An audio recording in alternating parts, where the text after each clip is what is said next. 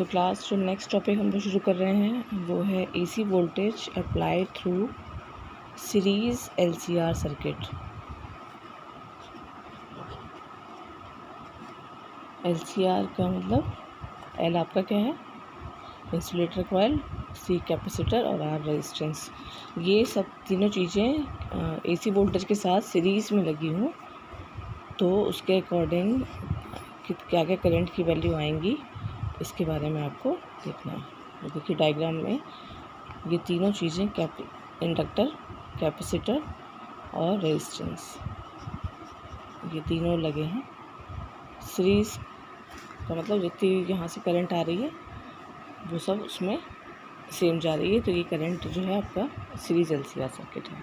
ठीक है, अब यहाँ पे जितनी वोल्टेज आप दे रहे हैं वो टोटल वोल्टेज आपकी कहाँ कहाँ जा रही है, ये आपकी जा रही है पहला इंसुलेटर कॉइल में, और आपका सारा दूसरा कैपेसिटर में, और तीसरा आपका रेजिस्टेंस में। ठीक है, जितनी वोल्टेज आप दे रहे हैं वो इंसुलेटर में L/di/dt, कॉइल का सेल्फ इंडक्शन का फॉर्मूला, कैपेसिटर का कल मैंने देखा है V=Q/C एंड रेजिस्टेंस V=IR। ठीक है, इसी इक्वेशन की हेल्प से हम निकालेंगे इसमें। तो इसमें थोड़ा सा देखिए बुक में, यहाँ से figure 7.12 shows a series LCR circuit. ठीक है, connected to an AC source. As usual we take the voltage of the source V=VM sin ωt। यहाँ से जो वोल्टेज सप्लाई दे रहा है वो है V=VM sin ωt।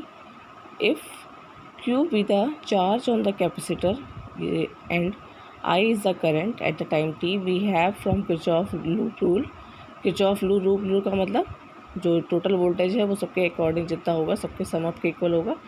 तो यहाँ पे हो गया L/di/dt, यहाँ हो गया IR और यहाँ Q/C, ये इक्वल हो गया टोटल वोल्टेज के। We want to determine the instantaneous current I and its phase relationship to the applied current B। We shall solve this problem by two method। दो तरीक़ों से किया है, आज हम लोग एक तरीका देखते हैं पहले। ठीक है, first we use the technique of phasors and the second method we solve analytically to obtain the time dependence. तो दो तरीक़ों से किया है, पहले ये फेसर डायग्राम के थ्रू किया है, दूसरा एनालिटिकल मेथड है। तो पहले हम फेसर डायग्राम देख लेते हैं पहले। From the circuit shown figure 7.12, ऊपर जो फिगर दिखाया उन्होंने, we see that the resistor, inductor and capacitor are in series। Therefore, the AC current in each element is the same at any time, having the same amplitude and phase। Let it be I=IM sin ωt। वो कह रहे हैं कि series में है तो इसका मतलब करंट सेम करेगी, तो हमने किसी पर्टिकुलर टाइम पे करंट की value I=IM sin ωt plus phi ले ली। ये आपको पता है कि करंट जब रेजिस्टेंस में फ़्लो करती है तो हमने डेरिवेशन में क्या निकाला था कि V=VM sin ωt है, तो I=IM sin ωt होगा रेजिस्टेंस के केस में। जब ये हमारा इंडक्टर कॉइल थी तो करंट उससे π/2 के पीछे चल रही थी, और जब कैपेसिटर थी तो प्लस π/2 हो गया था, यानी करंट 90 डिग्री एंगल पे आगे चल रही थी। ठीक है, वही चीज़ यूज़ करेंगे यहाँ पे। Where phi is the phase difference between the voltage across the source and with the current in the circuit। On the basis of what we have learned in the previous section, we shall construct a phasor diagram for the present case। अब ये देखिए phasor diagram को, यहाँ देखिए vector form में represent किया जाता है फेसर डायग्राम में। इसमें देखिए, इसमें जो है चार चीज़ों को दिखाया गया है। पहला जो करंट है, करंट वेक्टर है capital I, VR voltage across the resistance, ये voltage across the coil and ये वोल्टेज अक्रॉस द कैपेसिटर। अब इस डायग्राम में ध्यान से देखिए, I और VR यानी रेजिस्टेंस के अकॉर्डिंग जब वोल्टेज ड्रॉप निकाला था तो पिछले हेडिंग में आपको याद है कि जब खाली रेजिस्टेंस लगा था, फर्स्ट हेडिंग जो हमारी थी, तो हमने वोल्टेज दी थी V=VM sin ωt, तो हमारी करंट भी कितनी आई थी I=IM sin ωt। ठीक है, सेम आई थी, यानी कोई फेज़ डिफरेंस नहीं था। जिस डायरेक्शन में वोल्टेज फ्लो कर रही थी उसी डायरेक्शन में करंट फ्लो कर रही थी। इसका डायग्राम इस तरह का आया था। ठीक है, सेम चल रही थी लेकिन थोड़ा सा एम्पलीट्यूड में फ़र्क था, लेकिन सेम फेस में चल रही थी। तो इसलिए देखिए आई और वी आर जो हैं वो सेम वेक्टर शो कर रहे हैं क्योंकि वो एक साथ चल रहे हैं, उनमें कोई फेज डिफरेंस नहीं है। ठीक है, जब इंडक्टर के थ्रू हमने कराया था, जब हमने सेल्फ इंडक्शन की बात करी थी, वो इंसुलेटर कॉइल ली थी, तब हमारा क्या आया था, हमने लिया था V = Vm sin omega t। तो आई हमारा क्या आया था, अब अगर पिछले वीडियो देखे होंगे तो आपको याद होगा, ये था करंट उससे 90 डिग्री के एंगल पीछे चल रही थी। ठीक है, तो यहाँ देखिए ये आपका वोल्टेज आपका यहाँ देखिए आगे है, करंट इससे 90 डिग्री एंगल पीछे चल रही है। और जब कैपेसिटर में था तो कैपेसिटर में क्या हुआ था, कल अभी देखा है हमने, कैपेसिटर में अगर हमने वोल्टेज ली थी V = Vm sin omega t, तो करंट हमारी क्या आई थी, I = Im sin omega t + π/2। यानी जहाँ वोल्टेज है उससे 90 डिग्री एंगल प्लस पे करंट थी, जहाँ वोल्टेज है उससे 90 डिग्री एंगल प्लस पे। तो ये देखिए यहाँ कैपेसिटर की वोल्टेज है तो ये 90 डिग्री प्लस पे करंट चल रही है। ठीक है, समझ में आ गया। रेजिस्टेंस के थ्रू सेम फेस में रहती है तो इसलिए सेम वेक्टर से शो किया गया है। जब कैपेसिटर खाली लगा था तो करंट 90 डिग्री एंगल आगे चल रही थी, और जब इंसुलेटर कॉइल थी तो करंट 90 डिग्री पीछे चल रही थी। यानी वोल्टेज यहाँ है तो ये इसके पीछे है, पीछे की तरफ है ना, और यहाँ से ये आगे है। Let I be the phasor representing the current in the circuit as given by capital I current को शो कर रहा है। Further VL, VR, VC and V represent the voltage across inductor, resistor, capacitor and the source. देखिए capital जो symbol है वो voltage को represent कर रहे हैं, जिसके नीचे L लगा है वो इंसुलेटर को, R रेजिस्टेंस को, C कैपेसिटर को और V सोर्स को जो मेन सप्लाई है। From previous section we know that VR is parallel to I। ये देखिए जब रेजिस्टेंस लगा था तो सेम फेस में थी, इसका मतलब सेम लाइन में आएंगे, पैरेलल हो जाएंगे। एंड BC में BC is π/2 behind I। BC में BC जो है π/2 पीछे था, या करंट जो है वो π/2 आगे थी, चाहे दोनों में से कोई भी बात कहिए। तो यहाँ BC जो है जब कैपेसिटर लगा था तो करंट जो है उससे आगे है, या वोल्टेज उससे 90 डिग्री एंगल पीछे पे है। दोनों स्टेटमेंट सही हैं। एंड VL के केस में क्या था, VL is π/2 ahead of I, और खाली इंसुलेटर कॉइल में वोल्टेज आगे चल रहा था, या फिर कहें करंट पीछे चल रही थी। तो इसी तरह से VL, VR, VC, I को इस तरह के फेसर डायग्राम में दिखाया गया। Now the length of this phasor, अब ये तो वेक्टर क्वांटिटी, इसकी ये तो वेक्टर डायरेक्शन शो कर रहा है। ठीक है, अब इनकी वैल्यू क्या क्या है, इनकी वैल्यू देखिए VRM का मतलब वोल्टेज अक्रॉस द रेजिस्टेंस। ठीक है, मैक्सिमम वोल्टेज VM हम लोग क्या दिखाते थे, मैक्सिमम वोल्टेज दिखाते थे ना, तो यहाँ VRM maximum voltage across resistance, इसकी वैल्यू क्या है, IM × R। ठीक है, इसी तरह से अगर हम VCM की बात करेंगे कैपेसिटर की, तो IM, और यहाँ रेजिस्टेंस की जगह क्या आया था, XC, याद है XC। ठीक है, और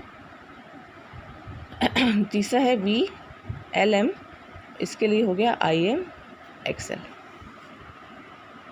ठीक, ये मैक्सिमम वोल्टेज हैं, इनके वेक्टर्स की वैल्यू है अक्रॉस द अपनी डायरेक्शन में। अब ये हमें पता है कि टोटल वोल्टेज जो है, जितनी इंसुलेटर कॉइल की जा रही है, जितनी रेजिस्टेंस में जा रही है, जितनी कैपेसिटर में जा रही है, वो टोटल है जितनी वोल्टेज हम सप्लाई दे रहे हैं। तो ये जितनी सप्लाई दे रहे हैं इसके अकॉर्डिंग हम वेक्टर्स को भी, फेसर डायग्राम को भी इस तरह से लिख सकते हैं।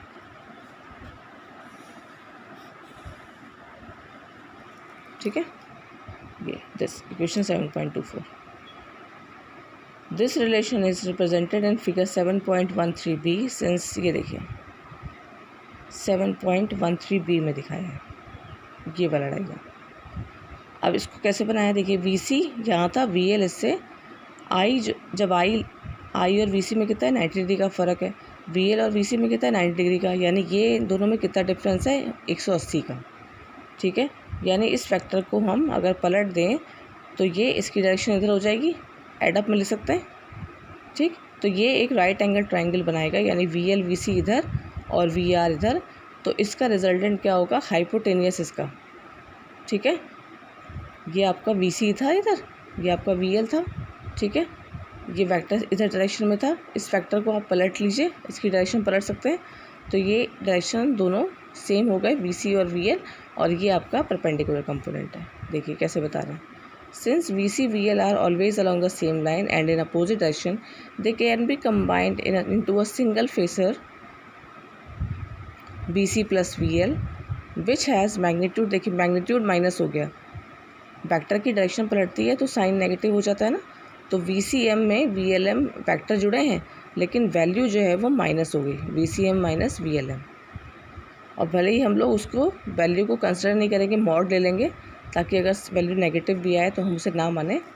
ध्यान से देखिए, ये VL VC दो अपोजिट वेक्टर हैं, वेक्टर्स को अगर आप ऐड करते हैं तो पढ़ चुके हैं क्लास 11 में, इस तरह पलटेंगे तो VC प्लस VL हो जाएगा, लेकिन VL की वैल्यू माइनस में हो जाएगी। देखिए माइनस VLM, माइनस साइन को अवॉइड करने के लिए हमने मॉड ले लिया। Since V is represented as a hypotenuse of right angle triangle whose sides are VL and VR and VC plus VL, the Pythagoras theorem gives. अब ये देखिए राइट एंगल ट्राइंगल बन गया, ये VC और VL हो गया और ये VR हो गया। दो वेक्टर जब एक दूसरे के 90 डिग्री एंगल पे हैं तो उनका रिजल्टेंट क्या होता है, उनका हाइपोटेनियस, ठीक। So final voltage V is the resultant of these three vectors, these two vectors. तो इनको कैसे लिख सकते हैं, ये आपका VR था, ये आपका VC प्लस VL है, इनका रिजल्टेंट वेक्टर जो है वो V है, ठीक है। सो इसका मैग्नीट्यूड हम लोग ले सकते हैं पाइथागोरस थ्योरम से। इसका मैग्नीट्यूड क्या है, ये VM है ना, ये अभी मैग्नीट्यूड बताएं कि नहीं, तो V इज इक्वल्स टू, इसका magnitude VM square is equals to VR square, ठीक है। VR को क्या ले सकते हैं, IMR स्क्वायर प्लस आपका क्या है VC प्लस VL है, VC प्लस VL को लिखेंगे क्या, VCM माइनस VLM का होल स्क्वायर, ठीक है। तो ये हो गया IM square R square, VCM को क्या ले सकते हैं IMXC, और ये है IMXL होल स्क्वायर। अब IM स्क्वायर सब जगह कॉमन है, तो आप IM स्क्वायर को बाहर ले लो, अंदर बचा आपका R square plus XC minus XL का square. So IM is equals to VM upon under root R square plus XC minus XL का होल स्क्वायर, ठीक है। अब ये जो नीचे डिनोमिनेटर आया है इसको कहा जाता है Z, इसको रिप्रेजेंट करते हैं हम Z से, जो कहलाता है impedance, impedance of the AC circuit.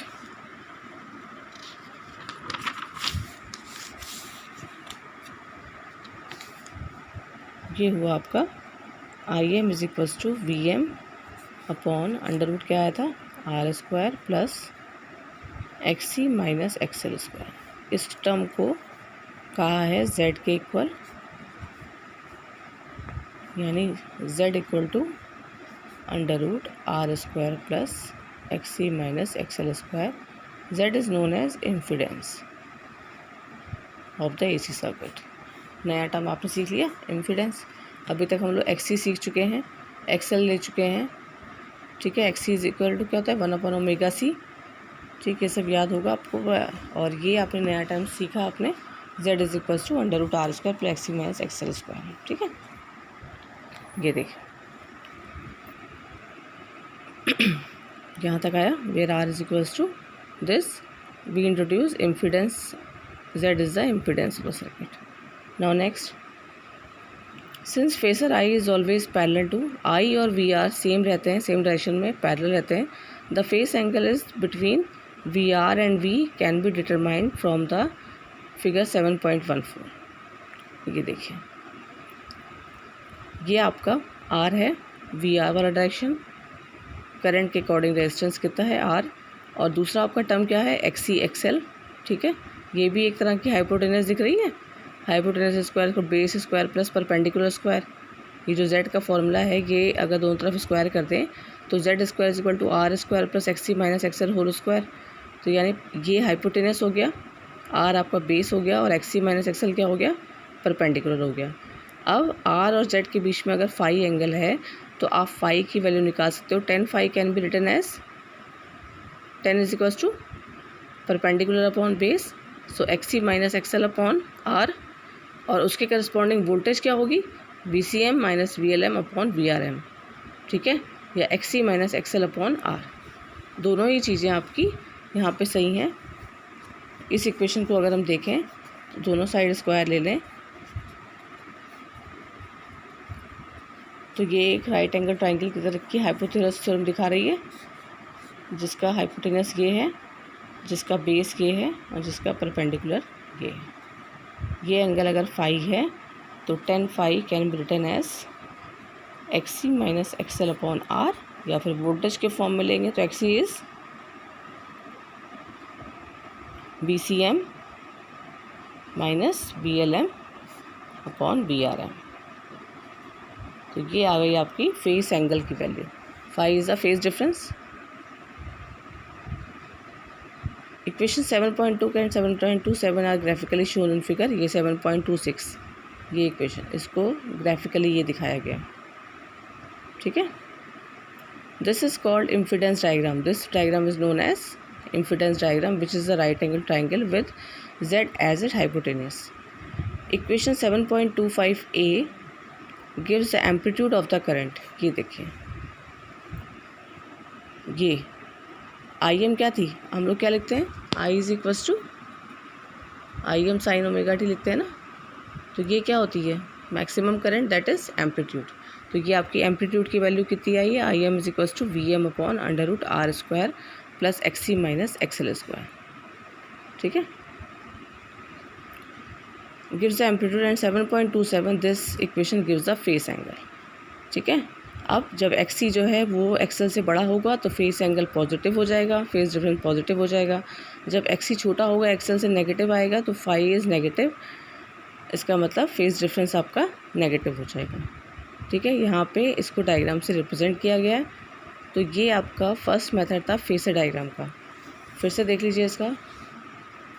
इसमें हमने 3 LCR सर्किट दिए हैं, 3 मतलब इंडक्टर कॉइल, कैपेसिटर, रेजिस्टेंस को सीरीज़ में लगाया है, यानी कि टोटल वोल्टेज जो अप्लाई कर रहे हैं वो तीनों के अक्रॉस वोल्टेज ड्रॉप के सम के इक्वल है।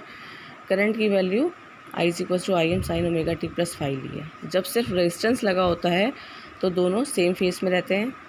जब इंडक्टर कॉइल लगी होती है तब हमारी करंट क्या चलती है, उससे 90 डिग्री पीछे चलती है, और जब कैपेसिटर लगा होता है तो करंट हमारी 90 डिग्री आगे चलती है। इसी का हेल्प लेके फेसर डायग्राम ये बनाया गया था, ये, ठीक है।